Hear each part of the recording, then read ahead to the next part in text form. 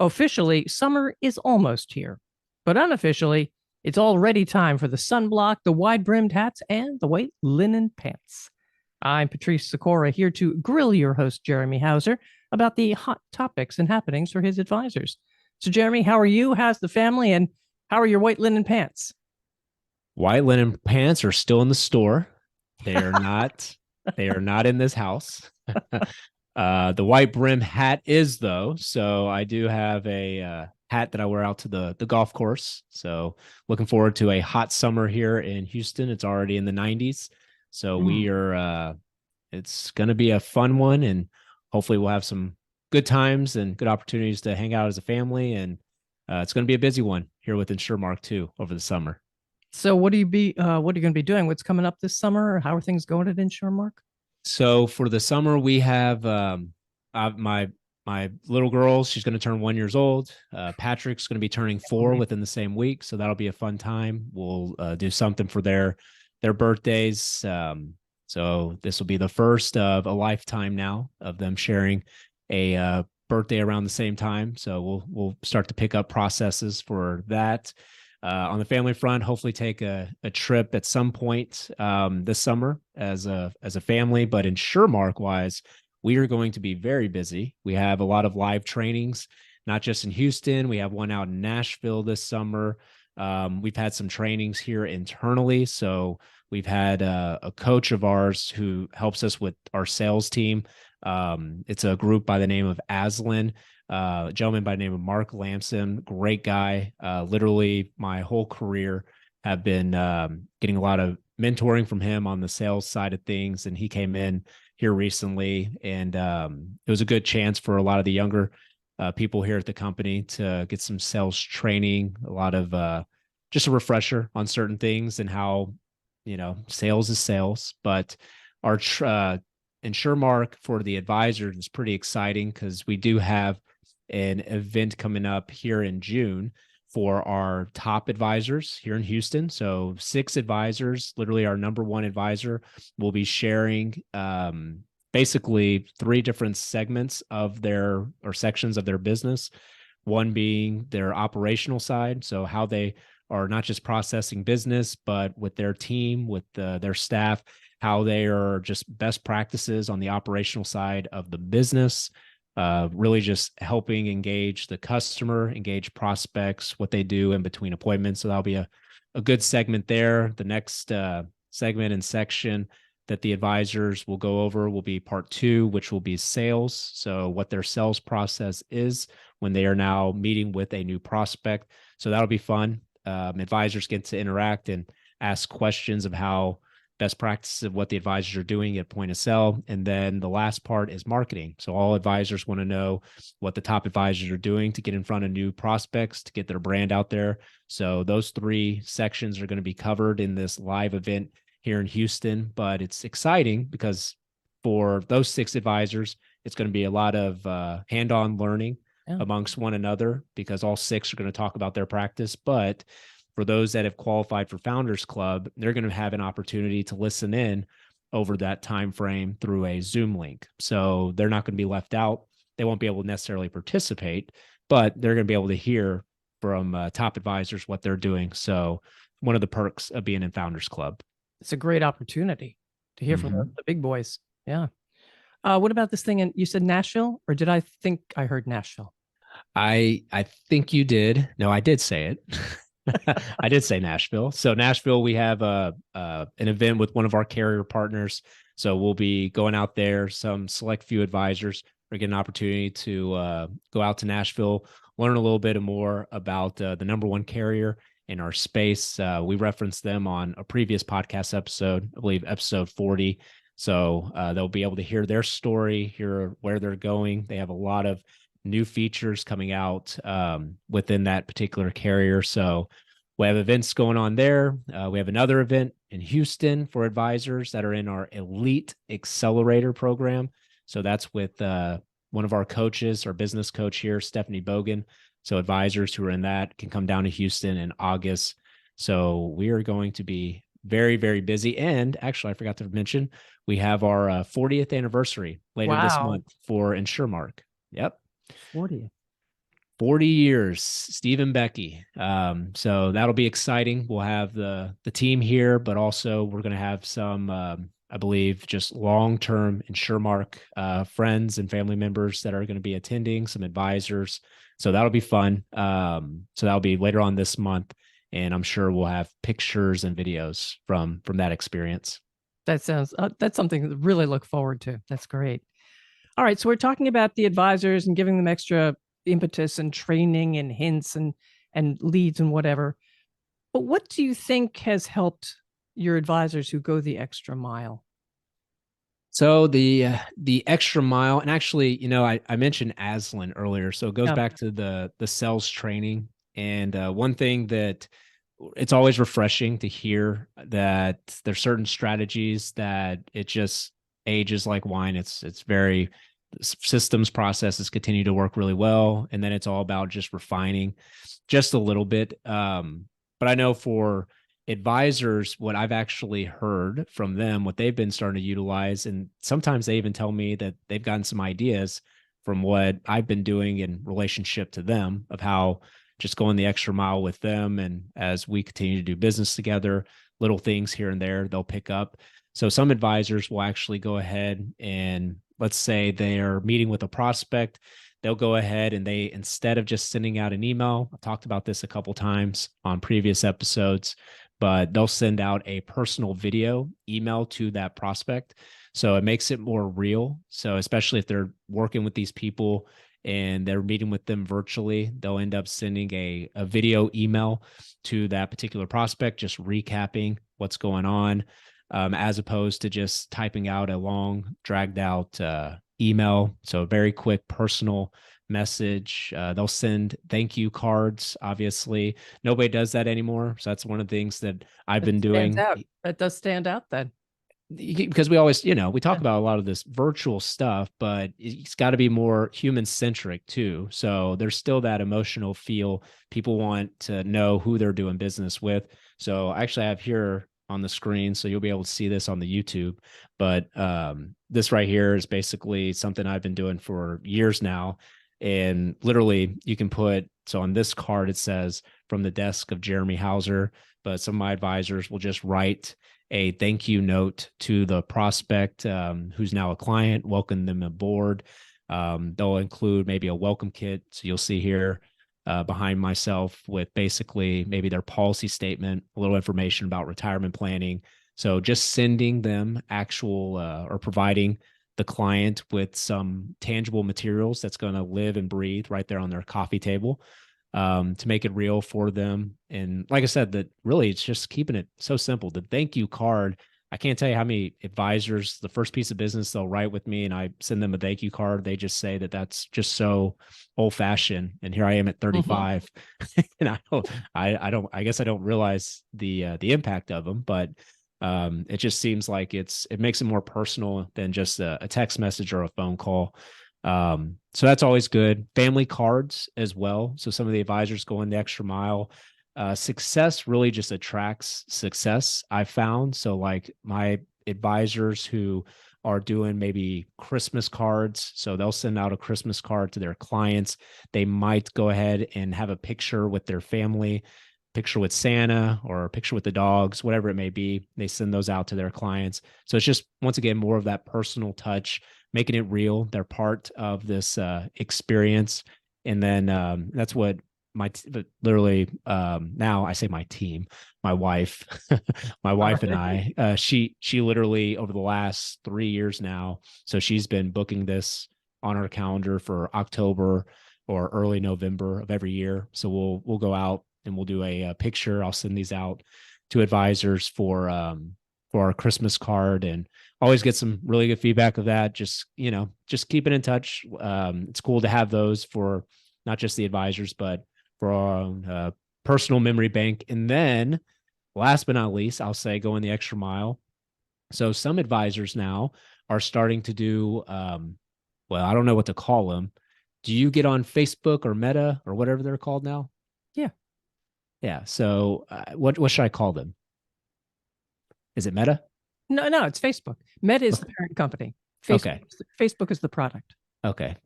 Well, good to know that now. So Facebook, a lot of my advisors might basically start a group. So what they will do from their business side of their Facebook page, they'll create a group, and for their clients. So depending on really how engaged you are and how much you're sharing material with amongst your different clientele and so forth, they'll actually create a group, and then any of the weekly, biweekly emails that they're sending out to their distribution, just giving them an update on the market or just to keep their face in front of their clients. That's just a very good avenue to just have it so they can go ahead and just drop that message into that Facebook group.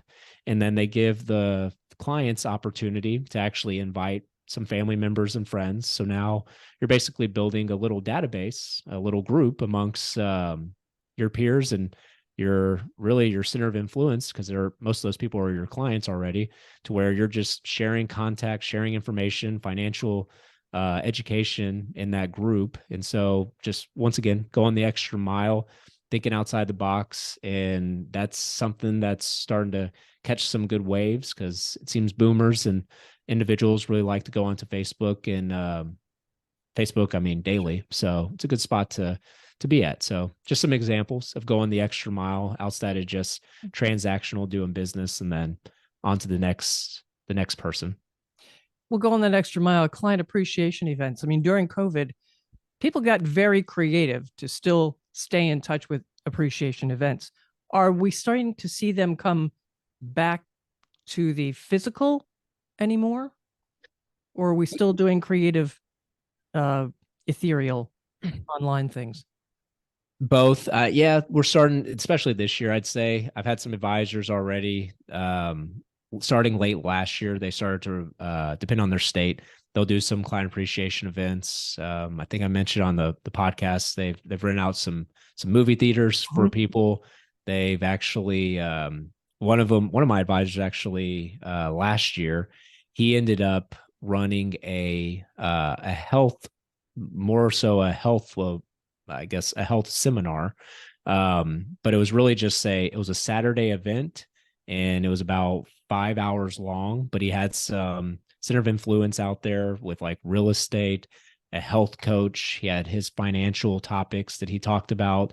And it was just an opportunity to where in this client appreciation event to really just the overall, not just focusing on your retirement planning, but also things that go on outside of just retirement. And that's, like I said, the health side of it was a big focus. So the health of your finance, the health of your mental state. And we actually ended up, that advisor had one of our previous guests, Austin Hatch, who was on episode 16.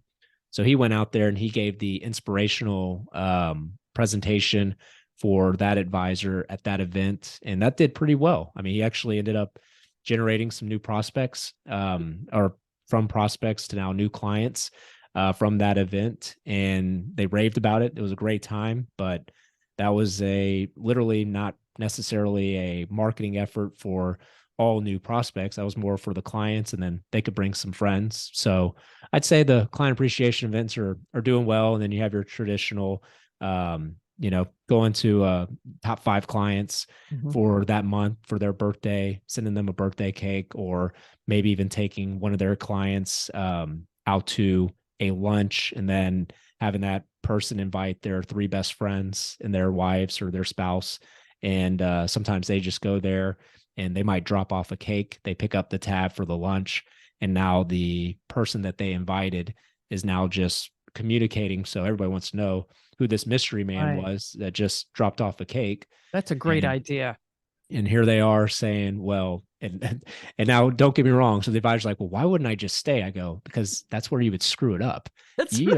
You don't want to be there. You want to be the mystery person, because that's when they talk about you. Yeah. You want the person to now who just got that special experience. They just had their person who takes care of their financial needs, gives them peace of mind during their retirement. They just witnessed that individual coming in, and he said, hey, I'm pretty busy. So obviously he's a busy individual. He picks up the tab, he drops off a cake, he leaves. And then now all of a sudden you have 3 people or 3 households that are just asking questions about, so who is that guy, or what does he do for you? Yeah. And what do you know? There might be some appointments that come about that. So yeah, it just depends. It's all outside the box ideas. And I know our industry, typically you want to fit that any idea.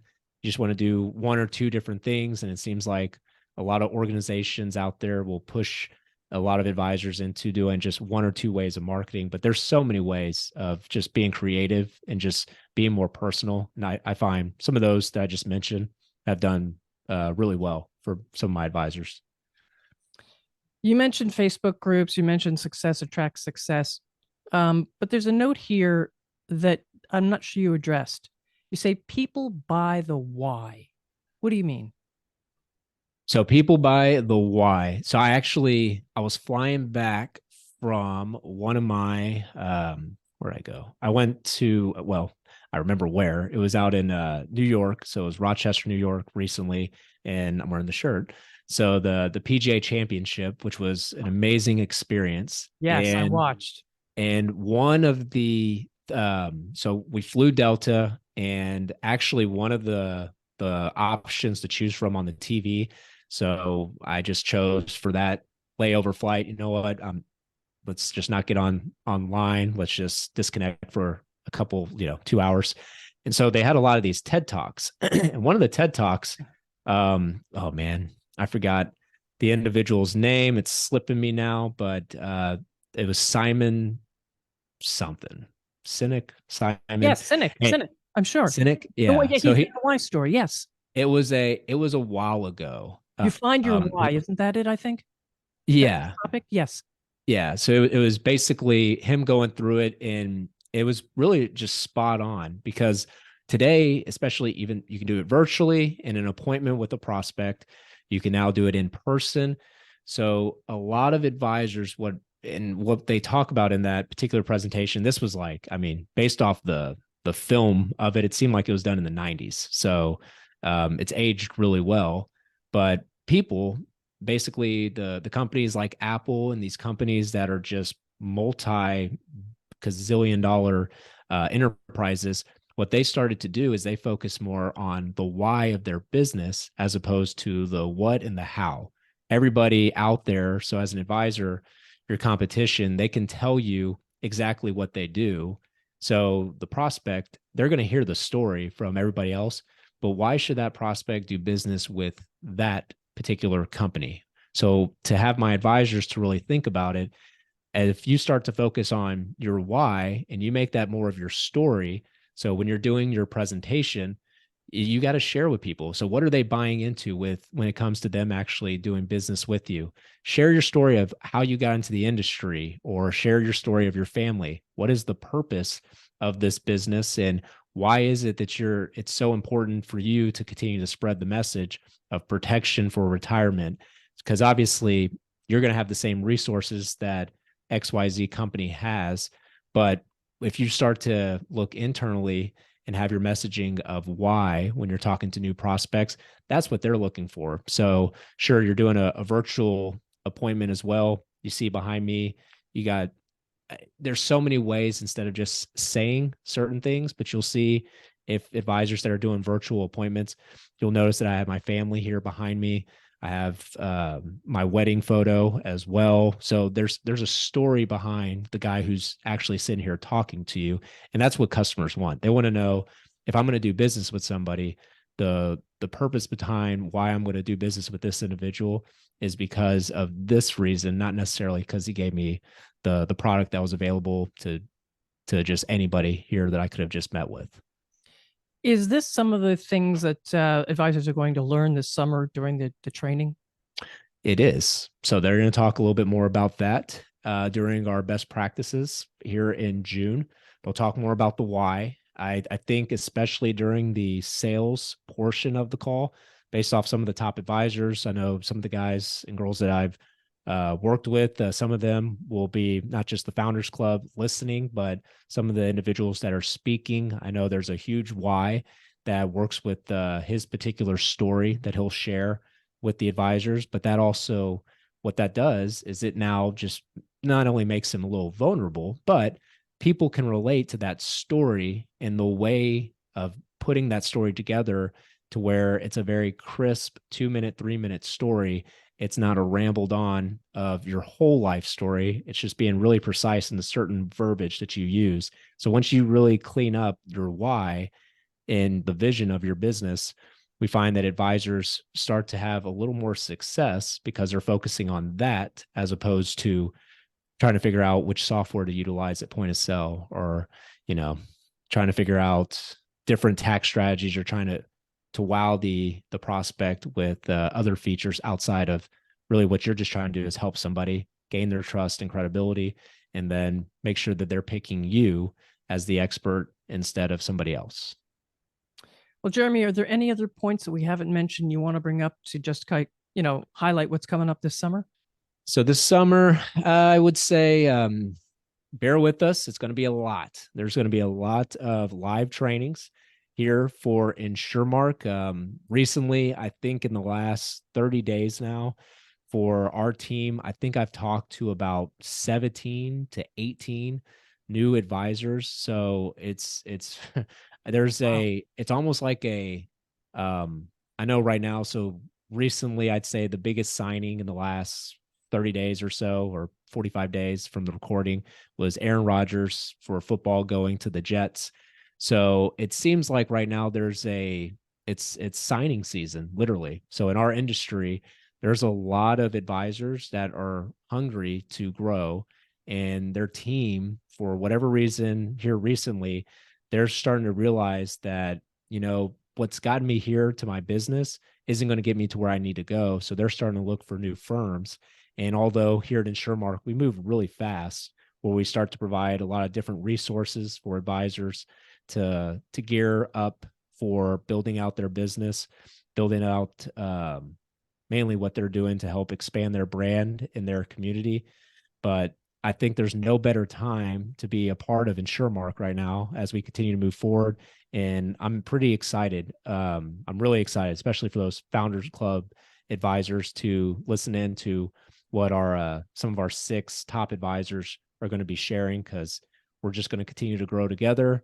And like I said, there's a lot of advisors out there that are looking for this type of home. So it's a great time to be in our industry. And yeah, just stay tuned. Make sure to check out some of our previous podcast episodes, and most importantly, reach out to us, because we're very busy, but we always have time for our advisors.